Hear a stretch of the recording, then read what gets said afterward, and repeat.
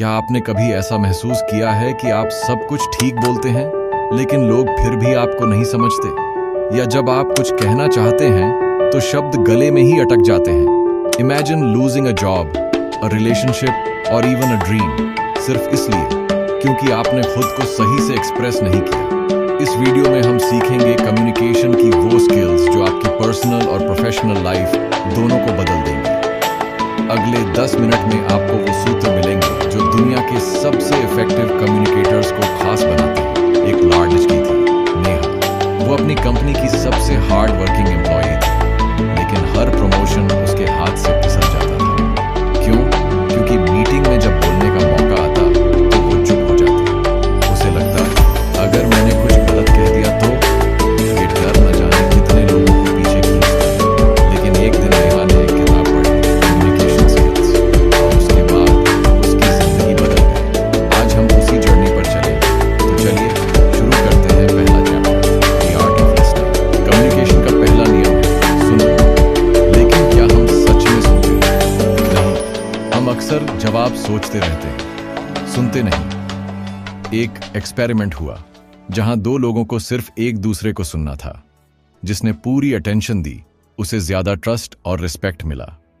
Active listening का मतलब है सामने वाले की आंखों में देखना, बीच में न टोकना और बॉडी लैंग्वेज से शो करना कि आप एंगेज्ड हैं।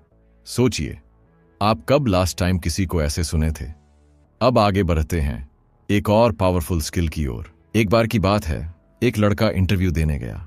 वो टेक्निकली बहुत स्ट्रांग था, लेकिन जब एचआर ने पूछा टेल मी अबाउट योरसेल्फ, तो उसकी आवाज कांपने लगी, शब्द अटकने लगे। इंटरव्यू खत्म हुआ, लेकिन सिलेक्शन नहीं हुआ। क्यों? क्योंकि कम्युनिकेशन सिर्फ नॉलेज नहीं, कॉन्फिडेंस भी दिखाता है। अब सोचिए, क्या आप भी कभी ऐसी सिचुएशन में फंसे हैं? क्या आपका डर आपके शब्दों को मार रहा है? तो चलिए सीखते हैं स्पीकिंग विद कॉन्फिडेंस का पहला राज। सेल्फ कॉन्फिडेंस की सबसे बड़ी कुंजी है प्रैक्टिस और प्रेजेंस। बात करते वक्त आई कांटेक्ट रखें, शब्दों को धीरे धीरे और साफ बोलें, और सबसे जरूरी, साइलेंस से डरिए मत। ऋषि कपूर ने एक बार कहा था, पॉज इज पावरफुल। अगली बार जब आप कुछ कहें तो 1 सेकंड रुकिए, सोचिए और फिर बोलिए। इससे सामने वाले को लगेगा कि आप थॉटफुल हैं। सवाल, क्या आप ऐसे बोल सकते हैं कि लोग रुककर सिर्फ आपको सुने? अब जानते हैं कैसे वर्ड्स से ज्यादा असर डालती है आपकी बॉडी लैंग्वेज। आपका शरीर आपके शब्दों से पहले बोलता है। आपने देखा होगा, जब कोई झूठ बोलता है तो वो आंखें चुराता है या बार बार हाथ हिलाता है। बॉडी लैंग्वेज आपको इंस्टेंटली रिवील कर देती है। एक स्टडी के अनुसार कम्युनिकेशन में सिर्फ 7% वेट होता है वर्ड्स का, बाकी 93% आता है टोन और बॉडी से। सोचिए, अगर आपकी बॉडी बोले डर और जुबान बोले कॉन्फिडेंस, तो लोग क्या मानेंगे? इसलिए पॉस्चर, जेस्चर्स और फेशियल एक्सप्रेशंस पर काम करना कम्युनिकेशन का दूसरा नाम है। एक वक्त था जब सौरभ एक मैनेजर बनना चाहता था, लेकिन उसकी बॉडी हमेशा नर्वस रहती, झुकी हुई कमर, हिले हुए हाथ और कमजोर आई कांटेक्ट। फिर उसने एक छोटा सा बदलाव किया। उसने मिरर प्रैक्टिस शुरू की। रोज 10 मिनट वो खुद से बात करता, अपने हाथों को कंट्रोल करता, मुस्कुराता, और 30 दिन बाद वो कॉन्फिडेंट दिखने लगा। याद रखिए, बॉडी लैंग्वेज मसल मेमोरी से बदलती है। आप जैसा दिखते हैं वैसा महसूस करने लगते हैं। अब चलते हैं एक ऐसे टॉपिक की ओर जो हर इंसान को चाहिए, असर्टिवनेस। असर्टिवनेस का मतलब होता है बिना किसी को नीचा दिखाए अपने दिल की बात कहना। अक्सर लोग 2 एक्सट्रीम्स में फंस जाते हैं, या तो वो दब जाते हैं या अग्रेसिव हो जाते हैं। लेकिन असर्टिव होना मतलब होता है रिस्पेक्टफुली ना कहना आना। जैसे, I understand your point but I have a different view. सोचिए, कितनी बार आपने दिल पर बोझ रखकर हां कहा है और बाद में पछताया।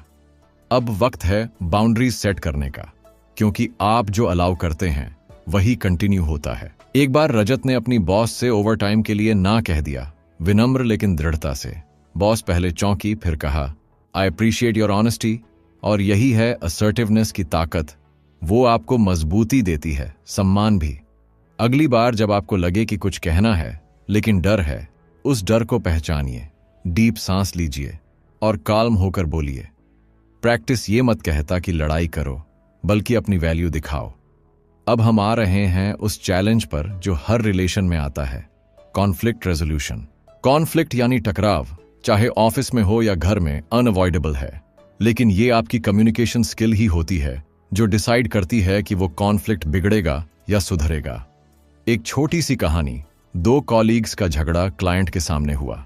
दोनों चिल्लाए, ब्लेम किया और क्लाइंट ने कॉन्ट्रैक्ट रद्द कर दिया। अब सोचिए, अगर उनमें से कोई एक काल्मली कहता, let's talk after the meeting, तो क्या आउटकम बदल जाता?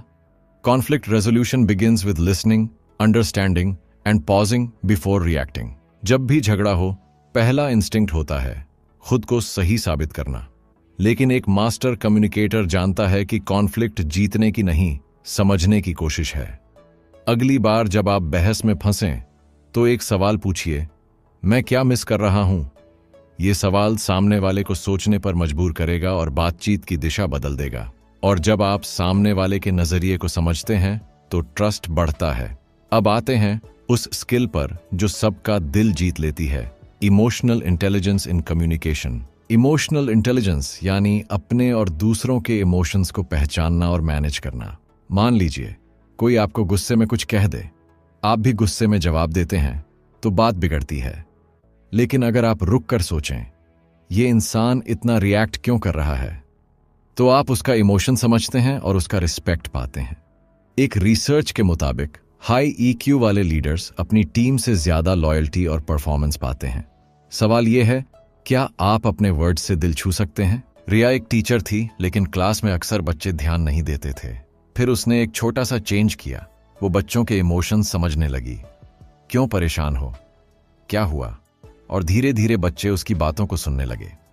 इमोशनल इंटेलिजेंस कम्युनिकेशन में एम्पैथी लाता है और एम्पैथी कनेक्शन बनाता है। सो नेक्स्ट टाइम जब कोई चुप हो, सिर्फ सवाल मत पूछिए, महसूस करिए। और अब बात करते हैं एक ऐसी स्किल की जो आज के ग्लोबल जमाने में हर किसी को चाहिए, क्रॉस कल्चरल कम्युनिकेशन। इमेजिन करिए, एक जापानीज क्लाइंट और एक इंडियन सेल्समैन की मीटिंग है। जापानीज क्लाइंट हर बात पर करता है, जबकि इंडियन सोचता है कि वो अनइंटरेस्टेड है, और मिसअंडरस्टैंडिंग यहीं से शुरू होती है। क्रॉस कल्चरल कम्युनिकेशन का मतलब है दूसरों की कल्चरल नॉर्म्स को समझना। कुछ कल्चर्स डायरेक्ट होते हैं, कुछ इनडायरेक्ट। कुछ आई कांटेक्ट को रिस्पेक्ट मानते हैं, कुछ डिसरिस्पेक्ट। इसलिए ग्लोबल वर्ल्ड में कनेक्ट होने के लिए cultural awareness must have skill है। अब बढ़ते हैं उस फियर की तरफ जो सबको डराता है, पब्लिक स्पीकिंग। स्टेज पर खड़े होकर बोलना। ये सुनते ही दिल की धड़कन तेज हो जाती है, हाथ कांपने लगते हैं। ऐसा सभी के साथ होता है। वॉरेन बफेट ने खुद माना कि उनका सबसे बड़ा डर था पब्लिक स्पीकिंग, लेकिन उन्होंने एक कोर्स किया, प्रैक्टिस की, और आज वो वर्ल्ड के सबसे रिस्पेक्टेड स्पीकर्स में गिने जाते हैं। इसलिए याद रखिए, अच्छे स्पीकर्स पैदा नहीं होते, प्रैक्टिस से बनते हैं। अब हम जानेंगे वो फॉर्मूला जिससे आप भी स्टेज पर शाइन कर सकते हैं। तो तैयार हैं? चलिए शुरू करते हैं public speaking mastery. Public speaking की शुरुआत होती है तैयारी से। जब आप स्टेज पर जाते हैं तो सबसे पहले आपका माइंड नहीं, आपकी एनर्जी बोलती है। अपनी स्पीच को स्क्रिप्ट की तरह मत याद कीजिए, बल्कि समझिए, अपने शब्दों को फील कीजिए।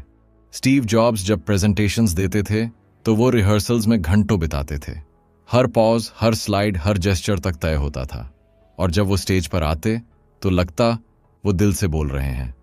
यही फर्क है प्रेजेंटेशन और परफॉर्मेंस में। अब जानते हैं ऑडियंस को कैसे एंगेज करें।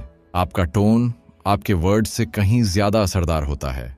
एक सिंपल थैंक यू को अगर आप मुस्कान के साथ कहें तो सामने वाला खुश होता है, लेकिन वही थैंक यू अगर आप बिना एक्सप्रेशन, थके हुए टोन में कहें तो ऑपोजिट असर होता है। इसी तरह जेस्चर्स, हाथों का मूवमेंट, चेहरा, बॉडी पोस्चर सब मिलकर आपके मैसेज को ताकत देते हैं।